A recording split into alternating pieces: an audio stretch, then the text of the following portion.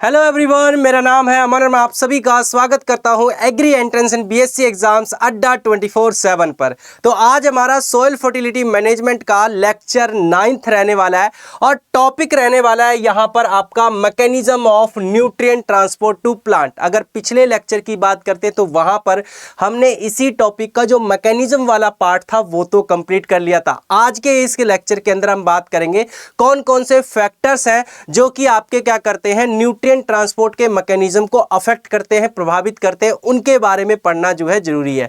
Class आपकी bilingual रहेगी, यानी हिंदी मीडियम इंग्लिश मीडियम दोनों बच्चे इस क्लास को देख सकते हैं। इससे पहले की क्लासेस अगर आप लोगों ने नहीं देखी हैं तो इस क्लास को मत देखना, मैं पहले ही आपको बता रहा हूं, क्योंकि सारी क्लासेस क्या है एक दूसरे से कनेक्टेड है, एक दूसरे से जुड़ी हुई है। पुरानी क्लासेस आपको कहां पर मिलेंगी, तो आपको simply agri entrance and BSc exams Adda 24/7 channel पर जाना है। ठीक है, इस नाम से सर्च करिएगा, आपको मिल जाएगा। देन उसके प्लेलिस्ट सेक्शन में जाना है और आपको यहां पर देखिए ये कंप्लीट प्लेलिस्ट मिल जाएगी, जहां पर आपको सारी की सारी क्लासेस जो है मिल जाती हैं। सारी की सारी क्लासेस देखिए एक साथ मैं आपको दिखा देता हूं, सारी की सारी क्लासेस यहां पर आपको एक साथ मिल जाएंगी। तो अगर आप लोगों ने ये लेक्चर नहीं देखे हैं पिछले वाले तो पहले उनको देखना। बाकी चलिए सेशन को आप स्टार्ट करते हैं। इस क्लास की पीडीएफ जो है वो मैं आपको अपने Telegram group agriculture by Aman sir जो है टेलीग्राम ग्रुप है उस पर मैं प्रोवाइड कर दूंगा। टेलीग्राम ग्रुप ज्वाइन कर लेना, वीडियो के डिस्क्रिप्शन बॉक्स और कमेंट बॉक्स के अंदर आपको इसका लिंक मिल जाएगा। तो एक बार जो है क्यों ना हम यहां पर थोड़ा सा रिवाइज कर लेते हैं जो हमने पिछली क्लास के अंदर पढ़ा था। तो देखो सबसे पहले मैंने आपको पिछली क्लास के अंदर बताया था एब्जॉर्प्शन ऑफ न्यूट्रिएंट्स, यानी पौधे का जो न्यूट्रिएंट एब्जॉर्ब करते हैं वो किस रूप में करते हैं, किस फॉर्म्स में करते हैं। तो वहां पर मैंने बताया था कि पौधे ऑर्गेनिक नहीं बल्कि इनऑर्गेनिक फॉर्म में क्या करते हैं न्यूट्रिएंट का अपटेक करते हैं, यानी मिनरल फॉर्म में, यानी कि बोला जाए तो आयंस के रूप में क्या है वो लेते हैं, वो कि आपके कटायंस और अनायंस जो है देखने को मिलते हैं। ठीक है, देन उसके बाद हमने यहाँ पर जो है आपको ये टेबल प्रोवाइड की थी जहां पर डिफरेंट आपके आयंस के बारे में दिया हुआ था कि पौधे किस न्यूट्रिएंट को किस रूप में क्या करते हैं लेते हैं। इसके साथ ही साथ फिर मैंने आपको बताया था मैकेनिज्म के बारे में। मैकेनिज्म के अंदर मैंने आपको बताया था कि सबसे पहले तो न्यूट्रिएंट्स को पौधों की जड़ों के पास आना पड़ेगा या जड़ों को जो है न्यूट्रिएंट तक जाना पड़ेगा, यानी प्यासे को कुएं के पास या कुएं को जो है प्यासे के पास जाना पड़ेगा। तो उस केस के अंदर मैंने आपको mass flow, diffusion and root interception के बारे में समझाया था। ये चीज भी हमने बहुत बेहतरीन तरीके से जो है समझ ली थी।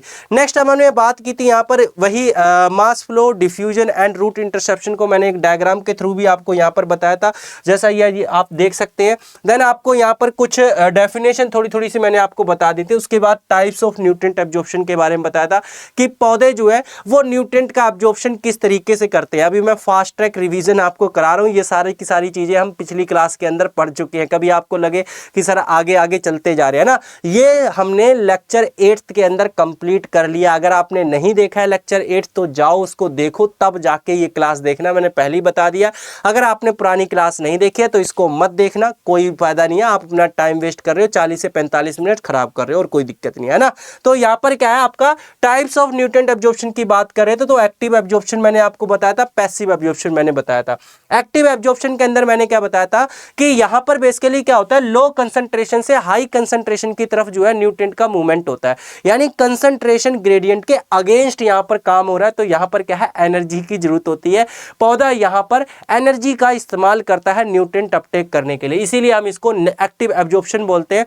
देन नेक्स्ट मैंने बताया था आपको पैसिव एब्जॉर्प्शन। पैसिव एब्जॉर्प्शन जो है बेसिकली वो ट्रांसपीरेशन की वजह से ट्रांसपीरेशन पुल जो है क्रिएट होता है, पूल क्रिएट होता है, जिससे आपका नीचे का पानी ऊपर की तरफ ऑटोमेटिक मूव करता है और उसी के साथ ही साथ क्या है न्यूट्रिएंट भी आपके ऊपर तरफ जाते हैं। तो यहाँ पर पौधे को किसी तरीके की कोई एनर्जी नहीं लगानी पड़ रही है, तो इसी को हम क्या है पैसिव एब्जॉर्प्शन कहते हैं। और यहाँ पर जो न्यूट्रिएंट का एब्जॉर्प्शन होता है वो आपका हाई कंसंट्रेशन से लो कंसंट्रेशन की तरफ होता है, यानी कि कंसंट्रेशन ग्रेडियंट के अलोंग जो है यहां पर क्या है न्यूट्रिएंट का एब्जॉर्प्शन हो रहा है। तो वो मैंने आप लोगों को यहां पर समझा दिया था। तो ये भी हमारा क्या है कंप्लीट हो चुका था, यानी टाइप्स ऑफ न्यूट्रिएंट एब्जॉर्प्शन के बारे में भी हमने पढ़ लिया था। तो इतनी चीजें क्या है हमने जो है कवर कर ली थी। फिर मैंने उसके बाद आपको बताया था कि जब क्या है न्यूट्रिएंट आपके रूट के द्वारा एब्जॉर्ब कर लिए जाते हैं, देन क्या है वो सेल टू सेल आपके मूव करते हैं और फाइनली वो जाइलम के अंदर जाकर जो है अपलोड हो जाते हैं और जाइलम के थ्रू क्या है वो पौधे के डिफरेंट पार्ट्स में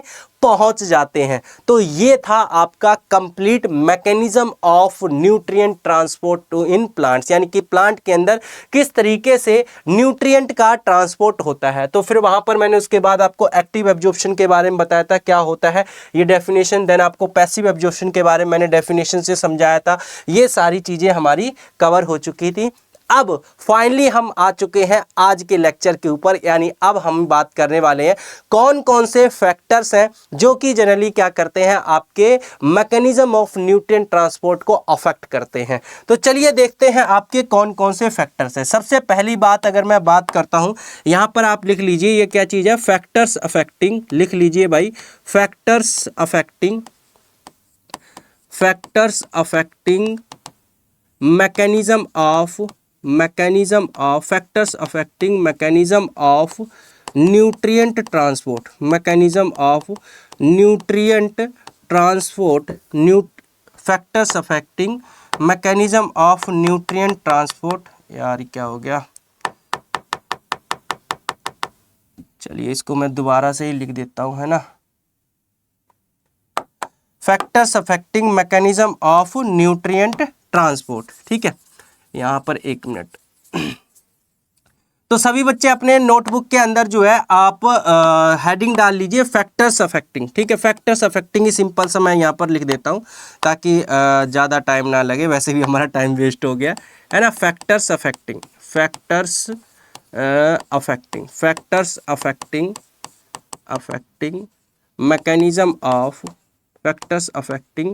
मैकेनिज्म ऑफ न्यूट्रिएंट ट्रांसपोर्ट, ठीक है। न्यूट्रिएंट ट्रांसपोर्ट यानी कौन कौन से फैक्टर्स हैं जो कि क्या कर रहे हैं आपके न्यूट्रिएंट ट्रांसपोर्ट को अफेक्ट कर रहे हैं। Factors affecting mechanism of nutrient transport, कौन कौन से वो कारक हैं जो कि जनरली क्या कर रहे हैं न्यूट्रिएंट ट्रांसपोर्ट को आपका अफेक्ट कर रहे हैं, प्रभावित कर रहे हैं। तो उन कारकों को हम बेसिकली दो ग्रुप के अंदर क्या कर देते हैं, डिवाइड कर देते हैं। पहला आ जाता है बाहरी कारक, या जिसे हम एक्सटर्नल फैक्टर कहते हैं। क्या कहते हैं, बाहरी कारक, यानी जिसे एक्सटर्नल फैक्टर कहा जाता है, अभी मैं बताऊंगा आपको डिटेल में, डोंट वरी।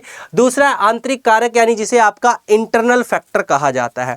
एक्सटर्नल फैक्टर का सिंपल सा मतलब यहां पर यह है कि ये वो फैक्टर्स हैं जो कि पौधे की बॉडी से बाहर के हैं, यानी कि पौधे के बॉडी के अंदर के नहीं बल्कि पौधे के बॉडी के बाहर की बात हो रही है। बाहर मतलब यानी एटमॉस्फेयर की बात हो रही है, या फिर कह लीजिए बाहर के एनवायरनमेंट की बात हो रही है। तो वो आपके क्या है, एक्सटर्नल फैक्टर कहलाते हैं।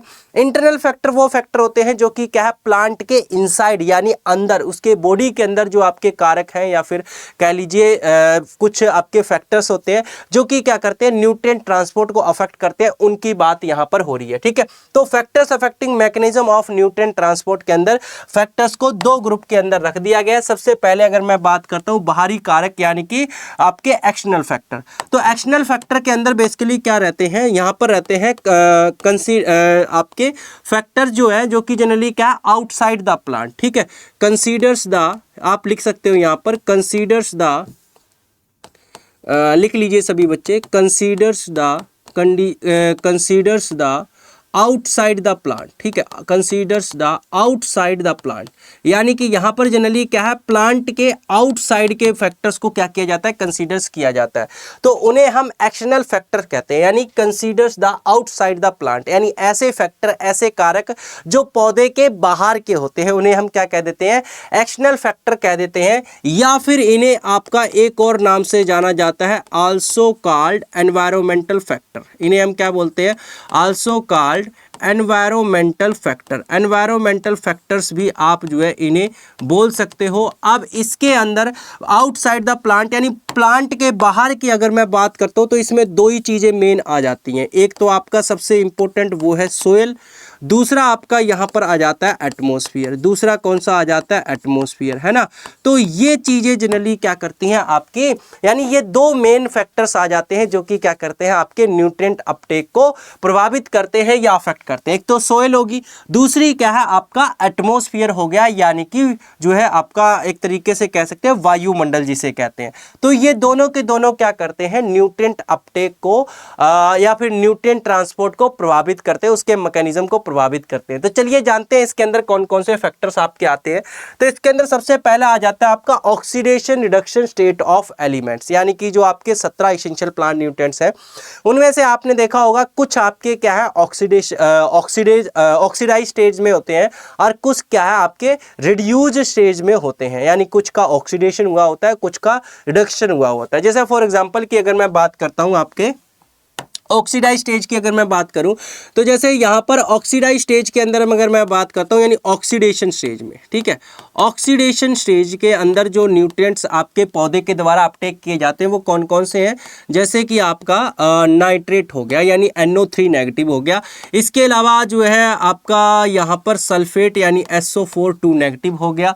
इसके अलावा जो है आपका यहाँ पर H2PO4 नेगेटिव यानी कि आपका प्राइमरी ऑर्थोफॉस्फेट हो गया। देन इसके साथ ही साथ आपका HPO4 नेगेटिव यानी कि सेकेंडरी ऑर्थोफॉस्फेट हो गया। देन आपका बोरेट यानी BO3 नेगेटिव बोरेट हो गया। देन इसके अलावा मोलिबिडेट यानी MOO4 नेगेटिव मोलिबिडेट हो गया। तो ये सारे के सारे क्या है, ऑक्सीडाइज्ड स्टेज है, यानी कि ये सारे के सारे जो न्यूट्रिएंट हैं या एलिमेंट हैं ये पौधा कौन सी स्टेज में इनको अपटेक करता है, ऑक्सीडाइज्ड स्टेज के अंदर अपटेक करता है। ऑक्सीडेशन रिडक्शन का मतलब तो पता है ना भाई, या ये भी नहीं पता है? तो चलो अगर नहीं पता है तो पहले मैं यही बता देता हूँ। ऑक्सीडेशन का मतलब क्या होता है, ध्यान से सुनिए, हालांकि पहले भी मैं कई बार आपको बता चुका हूँ। जैसे ये कोई एलिमेंट है, फॉर एग्जांपल के लिए कोई भी एलिमेंट है, अगर इस एलिमेंट के अंदर क्या है ऑक्सीजन ऐड हो रही है, ऑक्सीजन ऐड हो रही है तो वो क्या है ऑक्सीडाइज्ड, मतलब कि ऑक्सीडेशन स्टेज है, यानी ऑक्सीडेशन उसकी हो रही है, या फिर क्या है उससे इलेक्ट्रॉन जो है रिमूव हो रहा है, या फिर क्या है आपका हाइड्रोजन आयन उससे रिमूव हो रहा है, तो भी क्या है वो आपका ऑक्सीडेशन ही है। तो हम उसे क्या कहते हैं, ऑक्सीडेशन कहते हैं। बात समझे कि नहीं समझे? ये होता है आपका ऑक्सीडेशन, ये क्या होता है आपका ऑक्सीडेशन या ऑक्सीकरण इसे कहते हैं। यानी किसी एलिमेंट या किसी भी कह लीजिए न्यूट्रिएंट के अंदर या एलिमेंट के अंदर ऑक्सीजन ऐड होती है या इलेक्ट्रॉन रिमूव होता है या हाइड्रोजन रिमूव होता है तो उसे हम ऑक्सीडेशन कहते हैं, यानी ऑक्सीकरण उसे कहा जाता है।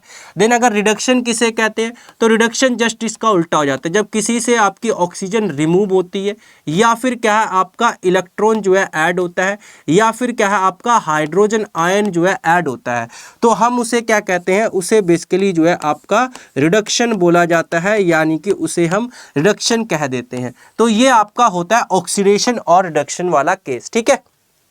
तो यहाँ पर आप देखोगे सभी में क्या है आपकी ऑक्सीजन ऐड ऑन हुई है, तो ये क्या है आपकी ऑक्सीडाइज्ड स्टेज है, यानी कि कुछ एलिमेंट्स जो है पौधे के द्वारा ऑक्सीडाइज्ड स्टेज के अंदर लिए जाते हैं और कुछ क्या है आपके रिडक्शन स्टेज के अंदर लिए जाते हैं, यानी रिड्यूस्ड फॉर्म में लिए जाते हैं।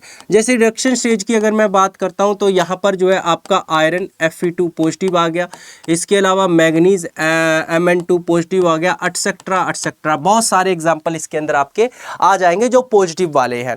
तो ये क्या रिड्यूस्ड फॉर्म में है। तो यानी कि mechanism of nutrient transport to plant जो है वो डिपेंड करता है आपके जो एलिमेंट्स हैं या फिर जो न्यूट्रिएंट हैं वो ऑक्सीडाइज स्टेज के अंदर है, रिड्यूस्ड स्टेज के अंदर है, क्योंकि प्लांट हमेशा जो ऑक्सीडाइज स्टेज के अंदर है उन्हें ऑक्सीडाइज स्टेज में ही लेगा और जो रिड्यूस स्टेज में उन्हें रिड्यूस स्टेज में ही लेगा। फॉर एग्जांपल के लिए जैसे आयरन है, आयरन को पौधा हमेशा रिड्यूस स्टेज में ही लेगा। अगर ये ऑक्सीडाइज हो जाता है यानी आपका ऑक्सीजन इसके साथ ऐड हो जाती है, लाइक फेरिक ऑक्साइड बन जाता है या फिर आपका फेरस ऑक्साइड बन जाता है ना, तो पौधा क्या है इसे आपका जो है अपटेक नहीं करेगा, वो हमेशा इसे रिड्यूस्ड फॉर्म में ही क्या करेगा, लेगा। देन उसी तरीके से अगर मैं बात करता हूँ ऑक्सीडेशन की, यानी जो एलिमेंट आपके ऑक्सीडेशन स्टेज में है पौधा उन्हीं रूप में क्या है उनको लेगा, अदरवाइज रिड्यूस स्टेज में चले गए तो पौधा उनको अपटेक नहीं करेगा। तो ये क्या है आपका फैक्टर्स आ जाता है जो कि क्या करता है, अफेक्ट करता है। नेक्स्ट अगर मैं बात कर लेता हूँ concentration of elements. Concentration of elements का मतलब यानी न्यूट्रिएंट की कंसंट्रेशन की यहाँ पर बात हो रही है। जैसे फॉर एग्जांपल ये आपका सोइल सरफेस हो चुका है और ये क्या है आपकी प्लांट रूट से यहाँ पर हो चुकी है और ये क्या है आपका प्लांट यहाँ पर बन चुका है, ठीक है। अब जनरली क्या है आपका जो मिट्टी है यानी सोइल है, इसके अंदर क्या है, प्रॉपर अमाउंट में न्यूट्रिएंट जो है होना जरूरी है। अगर मान लीजिए सोइल के अंदर न्यूट्रिएंट ही प्रेजेंट नहीं है, यानी अवेलेबल न्यूट्रिएंट प्रेजेंट नहीं है, कहने का मतलब न्यूट्रिएंट हो बट वो क्या है आपके सोल्यूबल फॉर्म में होने चाहिए, और वो क्या है ऑप्टिमम अमाउंट में होने चाहिए। बहुत ज़्यादा मात्रा में हुए तो भी गड़बड़ हो जाएगी, तो जनरली क्या आपका ऑस्मोसिस प्रोसेस जो है उल्टा चलने लगेगा, यानी एक्सो ऑस्मोसिस होने लगेगा, जिससे क्या आपके जो पौधे के अंदर जो पानी है वो बाहर निकलेगा, पौधा मुरझा जाएगा। तो हाई कंसंट्रेशन भी नहीं चाहिए हमें, जनरली क्या है ऑप्टिमम कंसंट्रेशन जो है यहाँ पर चाहिए। जो न्यूट्रिएंट हैं आपके उनकी क्या है ऑप्टिमम कंसंट्रेशन, ठीक है भाई, ऑप्टिमम कंसंट्रेशन क्या है आपकी होनी चाहिए, ऑप्टिमम कंसंट्रेशन इन सोयल, यानी मिट्टी के अंदर क्या है वो ऑप्टिमम कंसंट्रेशन में होने चाहिए। सोयल के अंदर किस रूप में, सोयल सॉल्यूशन के रूप में, सोयल सॉल्यूशन के रूप में, ताकि प्लांट इजीली क्या है उनको अपटेक कर सके। तो ये आपकी कंसंट्रेशन की बात हो जाती है, यानी ऑप्टिमम कंसंट्रेशन होनी चाहिए, हद से ज़्यादा नहीं होने चाहिए। नेक्स्ट यहाँ पर जो आपका फैक्टर आ जाता है, ये तो मैंने समझाने के लिए कहा था, नेक्स्ट आपका फैक्टर आ जाता है मिट्टी में नमी की मात्रा, यानी मिट्टी के अंदर मॉइस्चर, वो भी आपका क्या है बहुत ज़्यादा जरूरी है। अभी देख रहे हो ना सारे के सारे ये फैक्टर एक्सटर्नल फैक्टर हैं, यानी पौधे से बाहर की बात हो रही है, या तो मिट्टी की बात हो रही है या फिर आपके एटमॉस्फेयर की बात हो रही है, यहाँ पर पौधे के अंदर के बॉडी की बात नहीं हो रही है अभी तक, है ना। तो इसीलिए इनको हमने एक्सटर्नल फैक्टर के रूप में कंसीडर किया है। तो यहाँ पर नेक्स्ट आ जाता है moisture content of the soil. Moisture content of the soil यानी कि आपको ये बात एक बार नहीं मैं बहुत बार आप लोगों को बता चुका हूँ कि जो पौधे हैं, पौधे जनरली क्या है आपको न्यूट्रिएंट को किस रूप में लेते हैं, सोयल सॉल्यूशन के रूप में क्या है न्यूट्रिएंट को लेते हैं।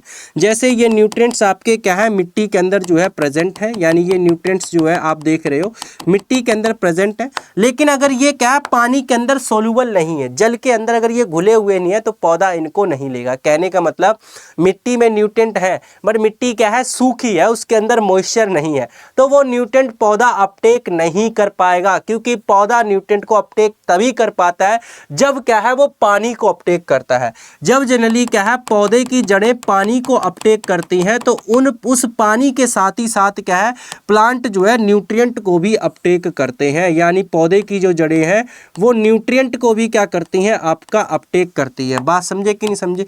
तो ऑप्टिमम सोइल मॉइस्चर होना क्या है आपका बहुत जरूरी है, यानी कि आप कह सकते हो ऑप्टिमम सोइल मॉइस्चर, ठीक है, ऑप्टिमम सोयल मॉइस्चर वो आपका होना बहुत ज़रूरी है। ऑप्टिमम सोयल मॉइस्चर का मतलब क्या है, यानी कि आप कह सकते हो यहाँ पर फील्ड कैपेसिटी से लेके, आप लोगों ने सोयल वाटर के बारे में पढ़ा होगा, तो फील्ड कैपेसिटी से लेके आपका परमानेंट बिल्टिंग पॉइंट तक का जो पानी होता है, बीच वाला जो पानी, फील्ड कैपेसिटी से लेके परमानेंट बिल्टिंग पॉइंट के बीच वाला जो पानी होता है वो आपका पौधों को अवेलेबल होता है, और वही पानी क्या है पौधे आपके अपटेक करते हैं, और वही पानी पौधों की ग्रोथ एंड डेवलपमेंट में भी पार्टिसिपेट करता है, और वही पानी आपका पौधों के न्यूट्रिएंट अपटेक में भी हेल्प करता है।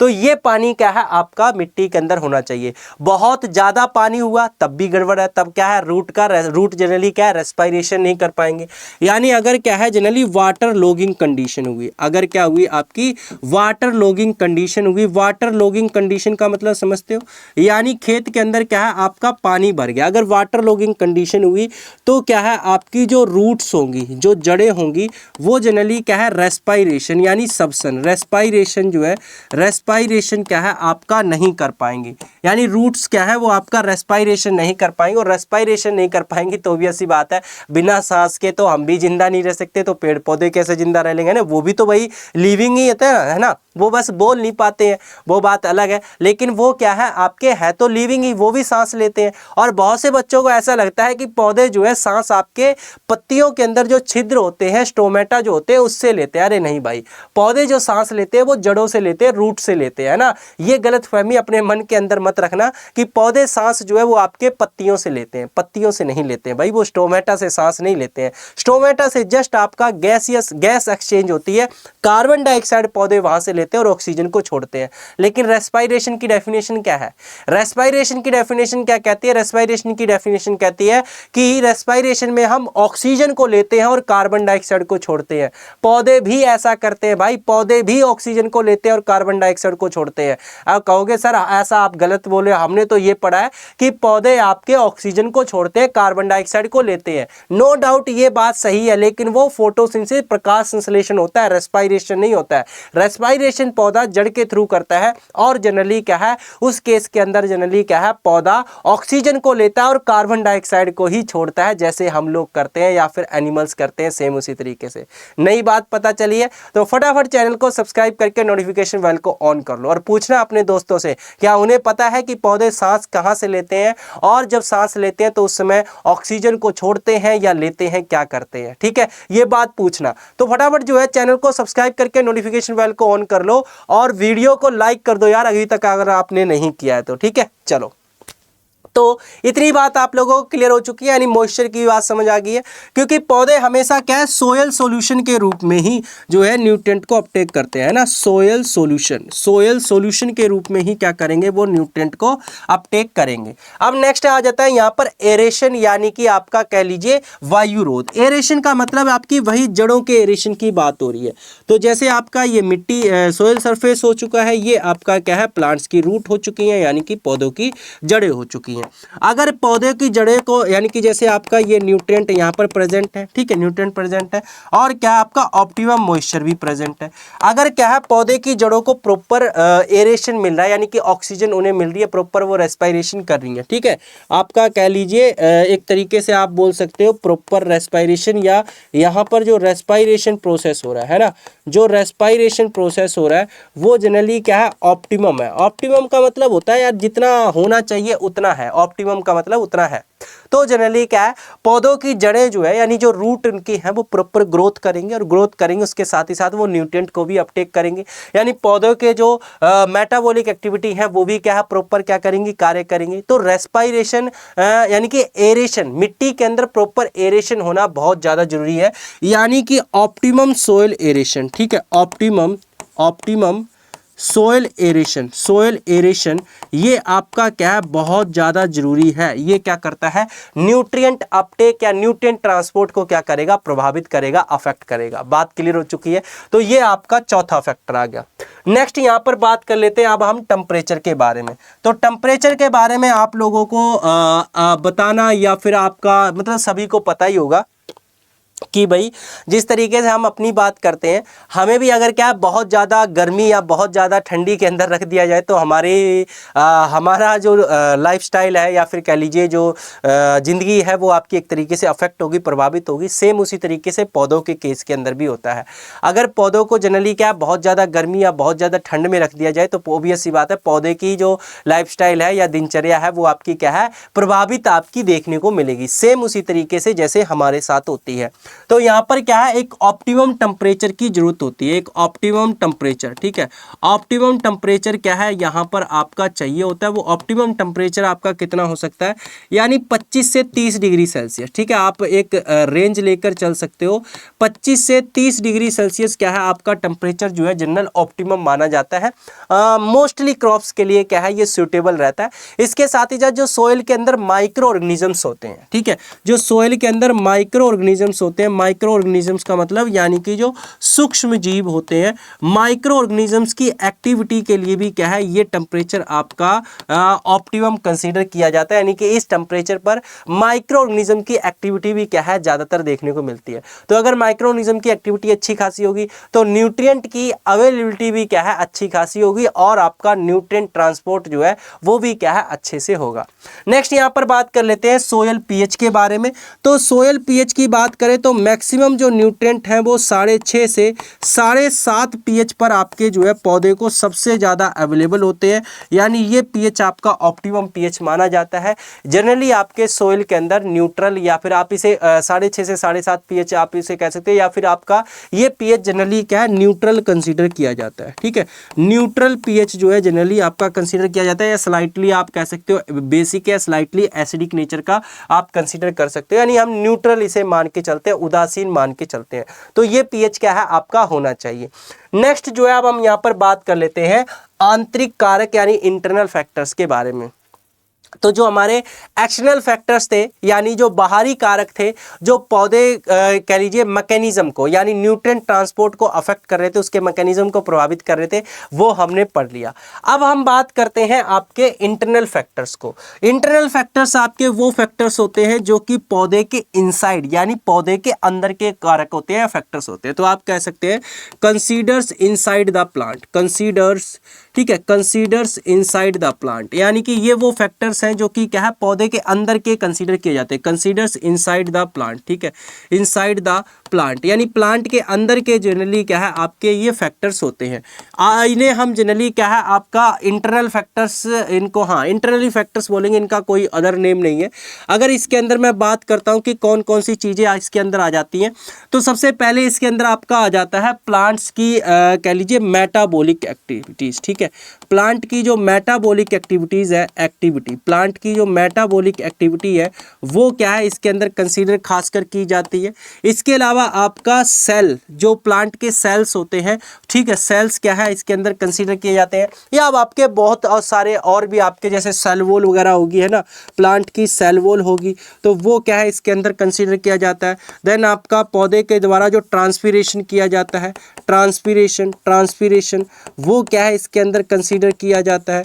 इसके साथ ही साथ आपका अगर मैं बात मेटाबॉलिक एक्टिविटी हो गया, सेल वॉल होगी, ट्रांसपीरेशन हो गया, सेल्स हो गया, या फिर नेक्स्ट हम कह सकते हैं राइजोस्फीयर, है ना, राइजोस्फीयर। तो राइजोस्फीयर क्या है इसके अंदर काउंट किया जाता है। अब राइजोस्फीयर क्या होता है अभी मैं आपको बताऊंगा। तो ये सारे के सारे क्या है आपके आंतरिक कार्य यानी इंटरनल फैक्टर्स के अंदर आते हैं जो कि क्या करते हैं पौधे के मैकेनिज्म यानी न्यूट्रिएंट ट्रांसपोर्ट के मैकेनिज्म को अफेक्ट करते हैं, प्रभावित करते हैं। चले जाने हम तो भाई ठीक है, चलिए फटाफट सभी बच्चे एक बार सेशन को लाइक कर दो यार जिन्होंने अभी तक नहीं किया। और जो बच्चे पहली बार जुड़ रहे हैं वो सभी बच्चे चैनल को सब्सक्राइब करके नोटिफिकेशन बेल को ऑन कर लेंगे, क्योंकि यही चैनल एकमात्र आपको सेमेस्टर एग्जाम्स के अंदर आपकी बेहतरीन तरीके से प्रिपरेशन करवा के आपको टॉप करवाएगा, ठीक है। तो उस चैनल को सब्सक्राइब करके जरूर रख लोगे। चलिए देखिए, सबसे पहले हम बात करते हैं कोशिका भित्ति की यानी सेल वॉल के बारे में। तो सेल वॉल क्या होती है मुझे नहीं लगता किसी को भी बताने की जरूरत है, सभी बच्चे अच्छे से जानते हैं कि सेल वॉल किसे कहते हैं। जैसे फॉर एग्जाम्पल के लिए ये मैंने क्या प्लांट का सेल बनाया है, ये अंदर आपको न्यूक्लियस नजर आ रहा है, ये आपकी सेल मेम्ब्रेन नजर आ रही है, और इसके चारों तरफ ये वाली जो आपको एक और मेम्ब्रेन नजर आ रही है इसे हम क्या कहेंगे सेल वॉल कहेंगे, है ना। इसे जनरली क्या कहा जाएगा सेल वॉल कहा जाएगा, या हम इसे कोशिका भित्ति कहते हैं, जो कि एनिमल सेल के अंदर नहीं पाई जाती, सिर्फ और सिर्फ प्लांट सेल के अंदर पाई जाती है। तो ये जो सेल वॉल होती है ये एक तरीके से क्या है सिलेक्टिव बैरियर का काम करती है। ये जनरली क्या काम करती है सिलेक्टिव बैरियर का काम करती है, सिलेक्टिव बैरियर का काम करती है। कहने का मतलब क्या है, यानी ये सिलेक्टिव एलिमेंट्स को या सिलेक्टिव न्यूट्रिएंट्स को ही क्या है सेल के अंदर जाने देती है, सभी को अंदर नहीं जाने देती। जैसे अगर आप लोग कभी गए तो नहीं होंगे बट हाँ आप लोगों ने फिल्मों वगैरह के अंदर देखा होगा क्लब, है ना, क्लब के अंदर एंट्री सिर्फ उन्हीं की होती है जिनके हाथ में क्या है आपका बैंड लगा होता है, यानी कि क्लब का एक बैंड टाइप लगा देते हैं जिससे अलाउ होता है अंदर जाने के लिए। तो वो सिर्फ उन्हीं को एंट्री देते हैं जिनके हाथ में क्या है वो बैंड लगा होता है। तो सेम वही चीज़ आपकी, यानी कि जिनके हाथ में बैंड है वो अलाउ कर दिए, जिनके हाथ में नहीं है उनको हाँ बाहर कर दिया। तो वही सीन यहाँ पर भी होता है। जो सेल वॉल होती है वो एक तरीके से वो क्लब के बाहर जो बाउंसर खड़े होते हैं उन्हीं की तरह काम करता है, यानी ये सिलेक्टिव बैरियर का काम करता है, यानी सिलेक्टिव चीज़ों को ही क्या है अंदर जाने देता है, सभी को नहीं जाने देता। तो यहाँ पर आपका सेल वॉल क्या कर रही है, ये न्यूट्रिएंट ट्रांसपोर्ट या फिर कह लीजिए उसके मैकेनिज्म को अफेक्ट कर रही है, प्रभावित कर रही है। जैसे अगर एग्जांपल की मैं बात करता हूं तो एग्जांपल के लिए जनरली क्या आपका जैसे पोटेशियम हो गया, ठीक है, पोटेशियम हो गया या फिर आपका मैग्नीशियम वगैरह हो गया, इनको क्या है आपका सेल वॉल इजीली क्या है अपने अंदर एंटर करने देती है और सेल वॉल के अंदर जाने देती है, ठीक है। नेक्स्ट यहाँ पर एरेशन एंड मेटाबॉलिज्म के बारे में हम बात कर लेते हैं। जैसे हम पौधे की बात करेंगे, पहले अपनी बात करते हैं। जैसे अगर मान लीजिए हमें सांस नहीं मिले, अगर क्या है हम रेस्पिरेशन ना कर पाए, सांस नहीं कर पाए तो क्या होगा, सांस नहीं ले पाए तो क्या होगा बताओ। धीरे धीरे हमको घुटन होने लगी, घुटन के साथ हमारा शरीर कमजोर पड़ने लगेगा, हमारे शरीर के अंदर जितनी भी क्रियाएं हो रही हैं वो आपकी स्लो पड़ जाएंगी और धीरे धीरे क्या है हम बेहोश हो जाएंगे या फिर उसके बाद फिर मर जाएंगे, यही केस होगा। सेम उसी तरीके से पौधे के साथ भी होता है। पौधा जनरली जैसा कि मैंने अभी आपको बताया, पौधे जो है रेस्पायरेशन कहाँ से करते हैं, रूट से करते हैं, जड़ से करते हैं। और जब पौधे रेस्पायरेशन करते हैं, सांस लेते हैं, तो वो भी सेम ऑक्सीजन को लेते हैं और कार्बन डाइऑक्साइड को क्या करते हैं, छोड़ते हैं।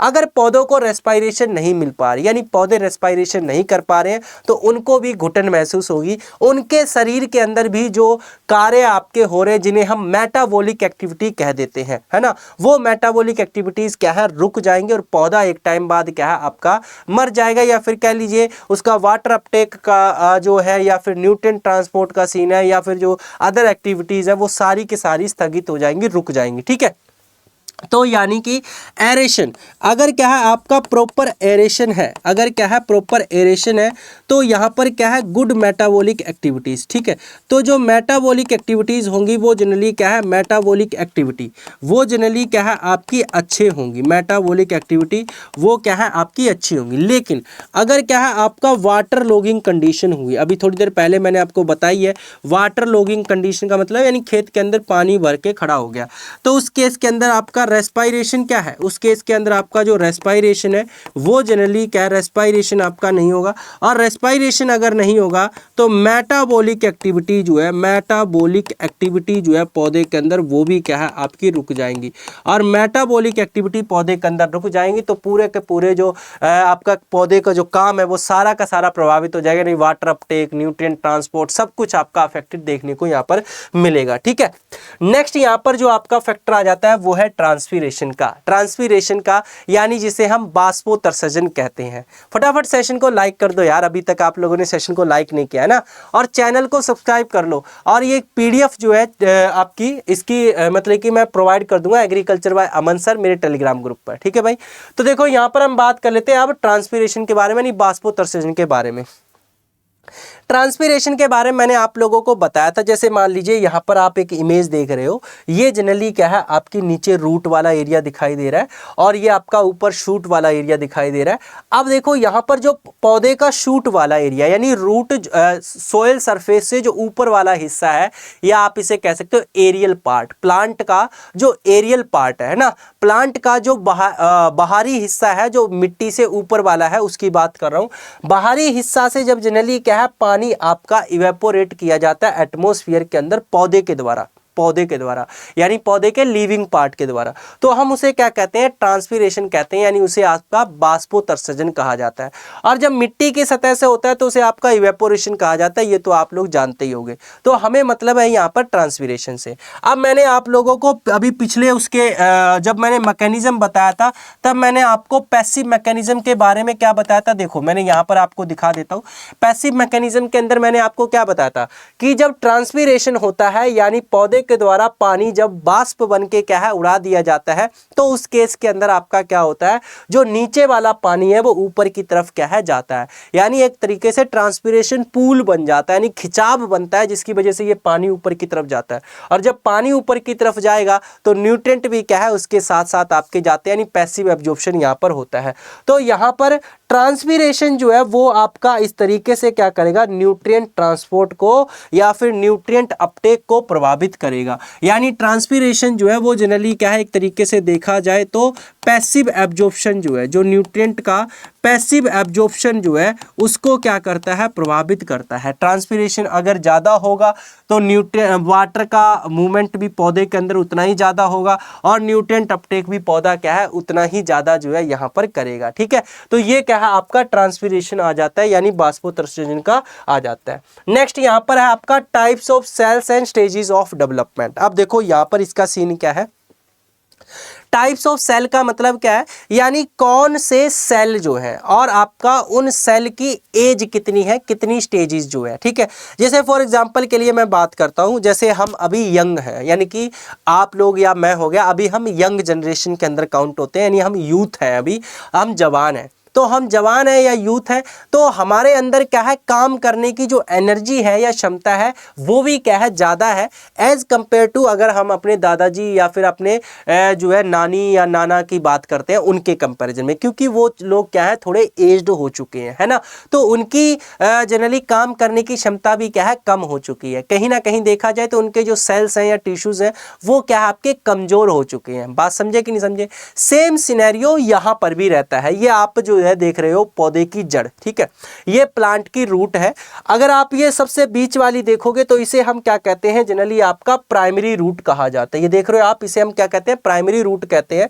देन उसके बाद ये आपको यहाँ पर साइड से ब्रांचेस निकले, उसे आपका लेटरल रूट्स या सेकेंडरी रूट्स कहा जाता है। कल भी मैंने आप लोगों को बताया था। और इसी जड़ पे देखो आपको रूट के बिल्कुल मतलब कि निचले वाले हिस्से में आपको थ्रेड लाइक या फिर हेयर लाइक स्ट्रक्चर आपको नजर आ रहा होगा, जिसे हम रूट हेयर्स कहते हैं। और पौधे जो वाटर का अपटेक करते हैं ना, वो इसी रूट हेयर से ही करते हैं, यानी इसी जो है आपका रूट हेयर से या फिर कहिए जड़ रोए से ही क्या है, वाटर का अपटेक किया जाता है।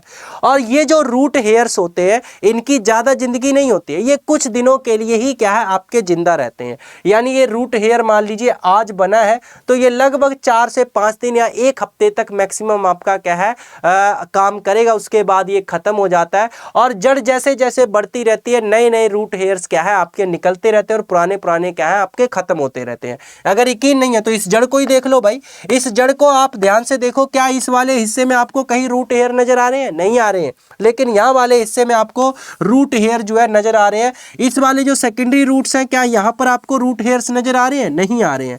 क्यों? क्योंकि ये वाला हिस्सा पुराना हो चुका है, यहाँ पर थे पहले बट अब नहीं है। जैसे जैसे ये रूट आपकी बढ़ती जाती है वैसे वैसे रूट हेयर्स क्या है नए नए आपके आते जाते हैं, और वो जनरली क्या है आपके न्यूट्रिएंट या वाटर अपटेक को करते रहते हैं। तो यहाँ पर अगर मैं बात करता हूँ टाइप्स ऑफ सेल्स की, तो टाइप्स ऑफ सेल्स में आपको ये बात तो पता है कि न्यूट्रिएंट का अपटेक या ट्रांसपोर्ट जनरली जड़ों के थ्रू ही होता है। और टाइप्स ऑफ सेल की अगर मैं बात करता हूँ तो जड़ में भी कौन से हिस्से में, जड़ में भी आपका रूट हेयर, ठीक है, जो रूट हेयर वाला पार्ट होता है, रूट हेयर वाला पार्ट होता है, यानी रूट हेयर्स के जो सेल्स होते हैं वो जनरली क्या करते हैं, ये काम करते हैं, ठीक है। और इसमें भी जो आपके यंग सेल्स होते हैं, यंग सेल्स मतलब जो आपके जस्ट अभी अभी बने हैं, जिनको ज़्यादा टाइम नहीं हुए हैं, जो नए सेल है वो जनरली क्या है आपका अगर होंगे ज़्यादा से ज़्यादा तो न्यूट्रिएंट अपटेक और ट्रांसपोर्ट आपका उतना ही ज़्यादा होगा, पुराने सेल्स उतना ज़्यादा नहीं करेंगे। तो ये आ जाता है types of cells and stages of development के बारे में। नेक्स्ट आ जाता है आपका राइजोस्फीयर। राइजोस्फीयर देखिए आपका किसे कहा जाता है, सबसे पहले तो ये समझिए, उसके बाद हम बात करेंगे यहाँ पर कि ये अफेक्ट कैसे करता है न्यूट्रिएंट अपटेक को या मैकेनिज्म को, ठीक है। तो यहाँ पर देखो आपको ये पौधा नजर आ रहा होगा, ये जो पौधे का तना आपको ऊपर वाला जो हिस्सा नजर आ रहा है इसे हम कहते हैं फाइलोस्फीयर। फाइलोस्फीयर का मतलब क्या होता है, यानी फाइलोस्फीयर का मतलब होता है पौधे का जो तने वाला हिस्सा है, यानी कि जो शूट वाला हिस्सा है, इस शूट से जो भी हिस्सा आपका अफेक्ट हो रहा है, यानी एनवायरनमेंट का जो भी हिस्सा आपका अफेक्ट हो रहा है, एनवायरनमेंट करिए एटमॉस्फेयर का, ठीक है, एटमॉस्फेयर का जो भी हिस्सा अफेक्ट हो रहा है वो आपका क्या कहलाता है, जनरली फाइलोस्फीयर कहलाता है। सेम उसी तरीके से नीचे होता है राइजोस्फीयर। राइजोस्फीयर का मतलब क्या है, सबसे पहली बात राइजोस्फीयर आपका पौधे की जड़ जहां तक पहुंची है वो तो राइजोस्फीयर के अंदर आएगी, लेकिन इसके अलावा जो पौधे की जड़ होती हैं वो जनरली क्या करती हैं, कुछ केमिकल्स भी रिलीज करती हैं, जिसे हम रूट एक्सुडेट्स कहते हैं। क्या बोलते हैं उसे? रूट एक्सुडेट्स भी कहते हैं, यानी कि पौधों के द्वारा कुछ केमिकल्स या कुछ कह लीजिए आपके लिक्विड फॉर्म में रिलीज किए जाते हैं, केमिकल्स रिलीज किए जाते हैं। तो वो केमिकल्स मिट्टी के अंदर जहां तक पहुंचकर मिट्टी को प्रभावित करते हैं वो सारा का सारा हिस्सा क्या कहलाता है, राइजोस्फीयर कहलाता है। आई होप इतनी बात आपको समझ में आ चुकी होगी। यानी जैसे आप इस इमेज के अंदर देख रहे हो पौधे की जड़ें क्या है, यहां तक पौधे की जड़ें जो है आपको दिखाई दे रही है, ये क्या है पौधे की जड़ें आपको दिखाई दे रही है। तो ये तो राइजोस्फीयर के अंदर काउंट हो ही रहा है। इसके अलावा पौधे की जड़ के द्वारा मान लीजिए कोई रूट एक्सुडेट क्या है आपका प्रोड्यूस किया गया है, और वो क्या है आपका यहां पर मान लीजिए यहां तक क्या है फैला हुआ है, तो ये वाला हिस्सा भी क्या है आपका राइजोस्फीयर के अंदर काउंट होगा।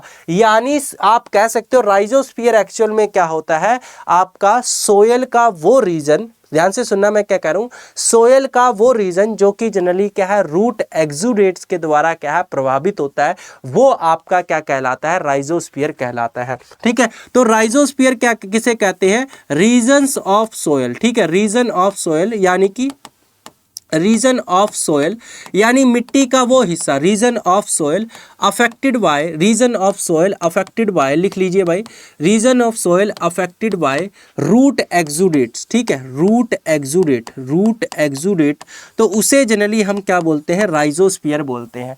अब ये जो राइजोस्फीयर होता है, आपको एक बात बता दूं, जो प्लांट्स के द्वारा रूट एक्सुडेट रिलीज किए जाते हैं वो कहीं ना कहीं जो माइक्रोनिज्म, मिट्टी के अंदर जो माइक्रोनिज्म रहते हैं उसको प्रभावित करते हैं, उसको अफेक्ट करते हैं।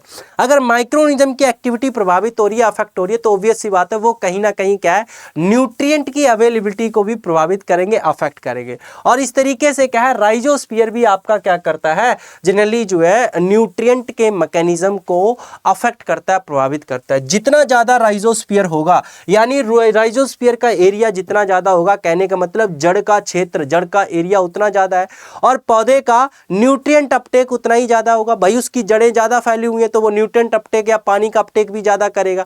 तो ये सीन क्या है आपका राइजोस्फीयर का रहता है, जो कि क्या करता है, मैकेनिज्म ऑफ न्यूट्रिएंट ट्रांसपोर्ट को अफेक्ट करता है। तो ये थे आपके सारे के सारे फैक्टर्स जो कि क्या कर रहे हैं, मैकेनिज्म को अफेक्ट कर रहे हैं, प्रभावित कर रहे हैं। अब ध्यान से सुनना, जाते जाते एक इंफॉर्मेशन आप लोगों को देना चाहूंगा।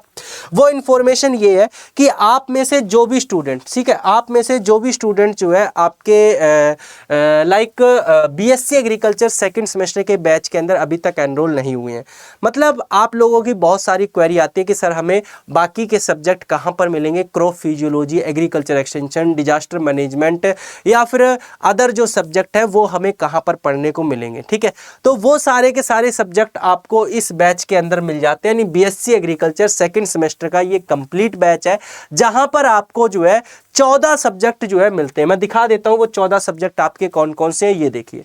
इन 14 सब्जेक्ट में से अगर देखा जाए तो ये 3 सब्जेक्ट्स आपके कंप्लीट हो चुके हैं, इनकी क्लासेस कंप्लीट हो चुके हैं। सोइल फर्टिलिटी मैनेजमेंट यहाँ पर चल रही है अब की, लेकिन पेड में कंप्लीट हो चुकी है, और बाकी सभी सब्जेक्ट्स की क्लासेस आपकी चल रही हैं, और लगभग 50% तक इनका सिलेबस कंप्लीट हो चुका है। यूट्यूब पर इतनी स्पीड में या फिर आपका कह लीजिए सभी सब्जेक्ट आपको अवेलेबल नहीं हो पा रहे। तो आपको ये बात तो पता चल चुकी है कि हाँ, अमन सर, दामिनी मैम या दूसरे जो सर हैं वो पढ़ाते हैं तो हमें अच्छे से समझ आ जाता है। तो अगर आपको ऐसा फील हो रहा है कि मुझे अच्छे से समझ आ रहा है, अमन सर जो समझाते हैं या दामिनी मैम जो समझाती हैं मुझे अच्छे से समझ आ रहा है, तो अगर आपको ऐसा फील हो रहा है तो आप बैच के अंदर ऐड ऑन होके बाकी के सब्जेक्ट्स को पढ़ सकते हैं। क्योंकि आपको सबसे मेन तो यही होता है कि सामने वाले टीचर का हमें समझ आ रहा है या नहीं आ रहा है, तो वो आपको आ रहा है, यानी बाकी सब्जेक्ट भी आप आके यहाँ पर पढ़ सकते हो। यहाँ पर आपके और भी टीचर आपके पढ़ाते हैं जो सब्जेक्ट स्पेशलिस्ट हैं वो। ठीक है, यानी हम तो पढ़ा ही रहे हैं।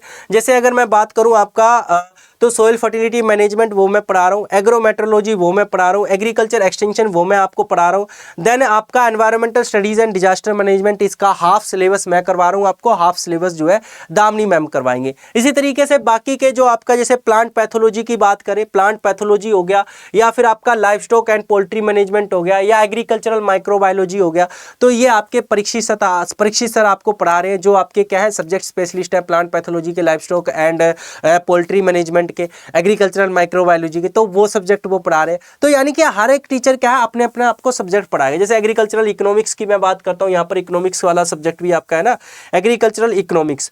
तो एग्रीकल्चरल इकोनॉमिक्स जो है आई थिंक यहाँ पर, हाँ ये रहा एग्रीकल्चरल इकोनॉमिक्स, तो ये क्या है आपको संदीप सामल सर पढ़ाएंगे। तो यानी कि जो सब्जेक्ट स्पेशलिस्ट है वही आपको यहाँ पर पढ़ाएंगे और सारी चीजें आपको कवर करवाई जाएंगी। इस बैच के अंदर आपको ये सब्जेक्ट्स तो मिलेंगे ही, आप मैच कर लेना, 5 से 6 सब्जेक्ट आपके सेकंड सेमेस्टर से मैच हो रहे हैं, तो आप इसके अंदर एनरोल कर सकते हो।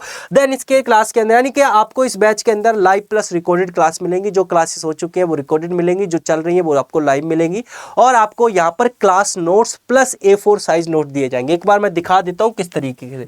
देखिए जैसे क्लास नोट्स की अगर मैं यहाँ पर बात करता हूँ, तो जैसे अभी मैंने जो आप लोगों को पढ़ाया, ये कल की क्लास है लेक्चर 8th वाला, ठीक है।